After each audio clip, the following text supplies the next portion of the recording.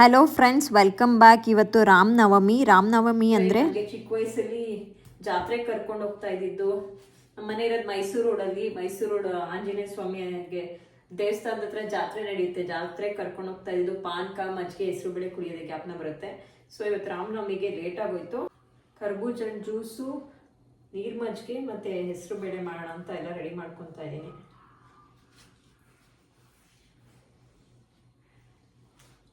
So ಕರ್ಬೂಜನ್ನ ತೆಗ್ದ್ಬಿಟ್ಟು ಬ್ಲೆಂಡರಲ್ಲಿ ಹಾಕೊತೀನಿ. ಸ್ವಲ್ಪ ತರ್ತರಿಯಾಗಿ ಮಾಡ್ಕೊತೀನಿ. ಬ್ಲೆಂಡರಲ್ಲಿ ಹಾಕೊತಾ ಇದ್ದೀನಿ.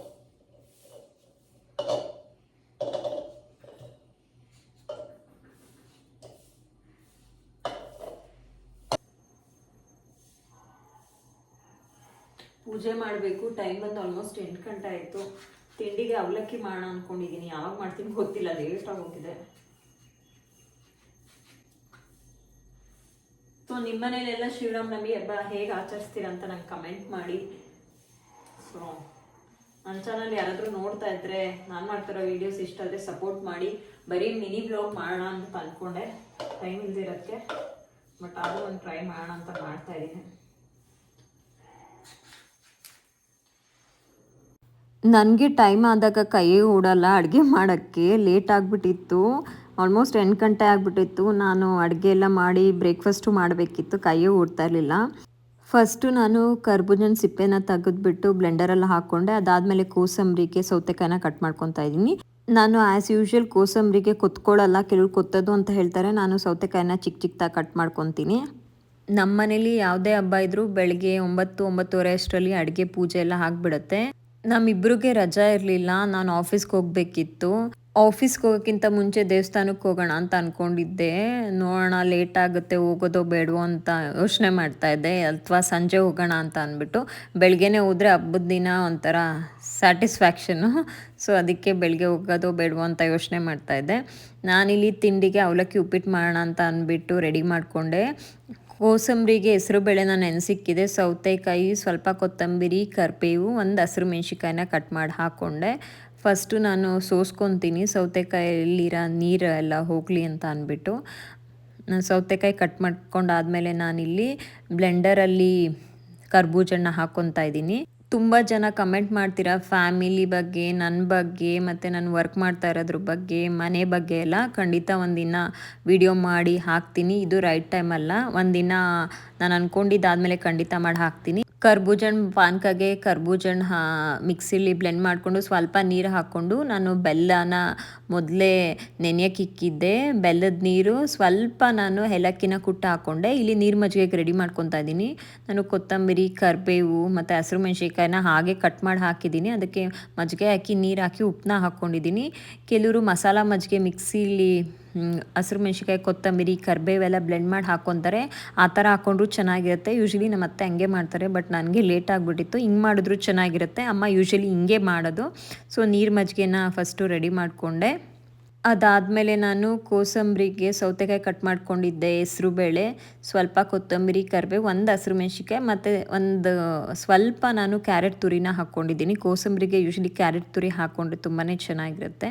ಹಾಕ್ಕೊಂಡಿದ್ದೀನಿ. ಇದಕ್ಕೆ ಲಾಸ್ಟಲ್ಲಿ ನಾನು ಸ್ವಲ್ಪ ತೆಂಗಿನಕಾಯಿ ತುರಿನೂ ಹಾಕ್ಕೊಂಡೆ. ಜಾಸ್ತಿ ಹಾಕ್ಕೊಂಡಿಲ್ಲ, ಸ್ವಲ್ಪ ತೆಂಗಿನಕಾಯಿ ತುರಿನೂ ಹಾಕ್ಕೊಂಡೆ.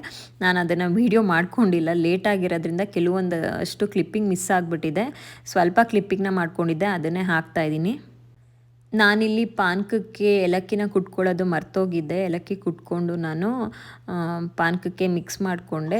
ಇದಕ್ಕೆ ನಾನು ಬೆಲ್ಲನ ಲೈಟಾಗಿ ಹಾಕ್ಕೊಂಡಿದ್ದೀನಿ. ನಮ್ಮ ಮನೇಲಿ ತುಂಬ ಸ್ವೀಟ್ ಜಾಸ್ತಿ ಯಾರೂ ಇಷ್ಟಪಡಲ್ಲ. ನಮ್ಮ ಮನೇಲಿ ಸ್ವೀಟು ಜಾಸ್ತಿ ತಿನ್ನಲ್ಲ, ಖಾರನೂ ಜಾಸ್ತಿ ತಿನ್ನಲ್ಲ. ಎಲ್ಲ ಮೈಲ್ಡಾಗಿ ಎಲ್ಲ ಆದಮೇಲೆ ದೇವ್ರಿಗೆ ನೈವೇದ್ಯಕ್ಕೆ ರೆಡಿ ಮಾಡಿದ್ದೀನಿ, ನೋಡ್ಬೋದು.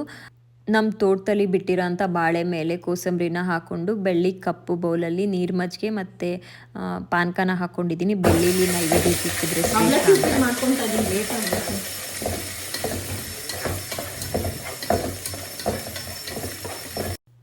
ನಾನು ದೇವ್ರಿಗೆ ನೈವೇದ್ಯಕ್ಕೆ ರೆಡಿ ಮಾಡಿ ಕೊಟ್ಟಾದಮೇಲೆ ನನ್ನ ಹಸ್ಬೆಂಡು ಪೂಜೆ ಮಾಡ್ತಾಯಿದ್ರು. ಅಷ್ಟರಲ್ಲಿ ತಿಂಡಿಗೆ ಅವಲಕ್ಕಿ ಮಾಡೋಣ ಅಂತ ಅಂದ್ಬಿಟ್ಟು ಮಾಡ್ಕೊತಾ ಇದ್ದೀನಿ.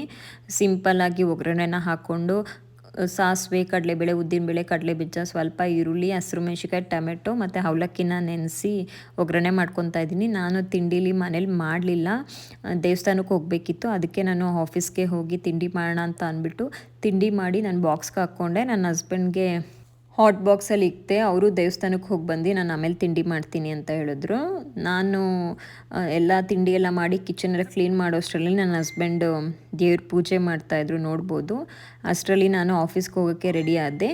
ನಾನು ಈ ಡ್ರೆಸ್ನ ಅಜಿಯೋಲಿ ತೊಗೊಂಡಿದ್ದು 450ಗೆ. ಕ್ವಾಲಿಟಿ ಮಾತ್ರ ತುಂಬಾ ಚೆನ್ನಾಗಿದೆ. ಬಾಂದಿನಿ ಪ್ಯಾಟ್ರನ್ ಅಂತಾರಲ್ಲ ಆ ಥರ ಇದೆ. ಕಾಟನ್ ಅಲ್ಲ, ಒಂಥರ ಸೆಮಿ ಸಿಲ್ಕ್ ಥರ ಬಟ್ಟೆ ಚೆನ್ನಾಗಿದೆ. ವಾಷಿಂಗ್ ಮಿಷಿನ್ಗೆ ಹಾಕಿದ್ರು ವಾಶ್ ಮಾಡಿದ್ರು ಐರನ್ ನೆಸೆಸಿಟಿ ಇಲ್ಲ. ನಾನು ಯೂಶ್ವಲಿ ಕಾಟನ್ ಅಷ್ಟು ಪ್ರಿಫರ್ ಮಾಡಲ್ಲ. ನೋಡ್ಬೋದು ನಾನು ಸಿಂಪಲ್ಲಾಗಿ ಈ ಥರ ರೆಡಿ ಆಗಿದ್ದೀನಿ. ನಾನು ಕಾಟನ್ ಯಾಕೆ ಪ್ರಿಫರ್ ಮಾಡಲ್ಲ ಅಂದರೆ ಕಾಟನ್ ಒಂದು ವಾಶ್ ಮಾಡಿದ ತಕ್ಷಣ ಐರನ್ ಮಾಡಬೇಕಾಗತ್ತೆ. ನನಗೆ ಅಷ್ಟು ಟೈಮು ಇರಲ್ಲ, ಪೇಷನ್ಸು ಇರಲ್ಲ. ಅದಕ್ಕೋಸ್ಕರ ಎಲ್ಲ ರೆಡಿಯಾಗಿ ಆಫೀಸ್ಗೆ ಹೋಗೋಕ್ಕಿಂತ ಮುಂಚೆ ನಾನು ನನ್ನ ಹಸ್ಬೆಂಡ್ ಆಂಜನೇಯ ಸ್ವಾಮಿ ದೇವಸ್ಥಾನಕ್ಕೆ ಬಂದ್ವಿ. ದೇವ್ರನ್ನ ದರ್ಶನ ಮಾಡ್ಕೊಂಡು ಹೋಗೋಣ ಅಂತ ಅಂದ್ಬಿಟ್ಟು. ನಾವು ಯಾವುದೇ ಹಬ್ಬ ಇದ್ದರೂ ಯೂಶ್ವಲಿ ಆದಷ್ಟು ದೇವಸ್ಥಾನಕ್ಕೆ ಹೋಗೋಕ್ಕೆ ಟ್ರೈ ಮಾಡ್ತೀವಿ. ಆಗಲಿಲ್ಲ ಅಂದಾಗ ಮನೇಲಿ ಪೂಜೆ ಮಾಡ್ತೀವಿ. ನಾನು ನನ್ನ ಗಾಡೀಲಿ ಬಂದಿದ್ದೆ, ನನ್ನ ಹಸ್ಬೆಂಡ್ ಅವ್ರ ಬೈಕಲ್ಲಿ ಬಂದಿದ್ದರು. ಯಾಕಂದರೆ ನಾನು ಇಲ್ಲಿಂದನೇ ಆಫೀಸ್ಗೆ ಹೋಗೋಣ ಅನ್ನೋ ಪ್ಲ್ಯಾನ್ ಇತ್ತು. ನನ್ನ ಹಸ್ಬೆಂಡ್ ಮತ್ತೆ ಮನೆಗೆ ಹೋಗಬೇಕಿತ್ತು. ನನ್ನ ಹಸ್ಬೆಂಡ್ಗೆ ವರ್ಕ್ ಫ್ರಮ್ ಹೋಮ್ ಇರೋದ್ರಿಂದ ಅವ್ರ ಮನೇಲೇ ಕೆಲಸ ಮಾಡ್ತಾರೆ. ದೇವಸ್ಥಾನದಲ್ಲಿ ಪೂಜೆ ಅಲಂಕಾರ ಮಾತ್ರ ತುಂಬಾ ಚೆನ್ನಾಗಿ ಮಾಡಿದರು. ಅಂಥ ರಶ್ ಏನಿರಲಿಲ್ಲ. ದರ್ಶನ ಮಾತ್ರ ತುಂಬಾ ಚೆನ್ನಾಗಿತ್ತು. ರಾಮ್ ನವಮಿ ಹಬ್ಬ ಇರೋದ್ರಿಂದ ದೇವಸ್ಥಾನದಲ್ಲಿ ಹೋಮ ಎಲ್ಲ ಮಾಡಿದರು. ದೇವ್ರಿಗೆ ತುಂಬಾ ಚೆನ್ನಾಗಿ ಅಲಂಕಾರನೂ ಮಾಡಿದರು. ದೇವಸ್ಥಾನದಲ್ಲಿ ದರ್ಶನ ಎಲ್ಲ ಆದಮೇಲೆ ಮಂಗಳಾರತಿನ ತಗೊಂಡು ಪ್ರದಕ್ಷಿಣೆ ಹಾಕಿಬಿಟ್ಟು ಸ್ವಲ್ಪ ಹೊತ್ತು ಕೂತಿದ್ದು ಹೊರಟ್ವಿ. ದೇವಸ್ಥಾನದಲ್ಲಿ ಬೆಳಗ್ಗೆನೇ ಮಜ್ಜಿಗೆ, ಪಾನಕ, ಹೆಸರುಬೇಳೆ ಏನೂ ಕೊಡ್ತಾ ಇರಲಿಲ್ಲ.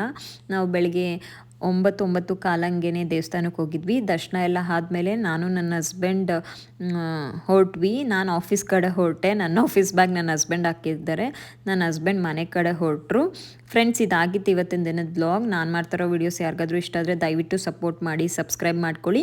ನಿಮ್ಮ ಅನಿಸಿಕೆ ಅಭಿಪ್ರಾಯಗಳನ್ನ ಕಮೆಂಟ್ ಸೆಕ್ಷನಲ್ಲಿ ತಿಳಿಸಿ.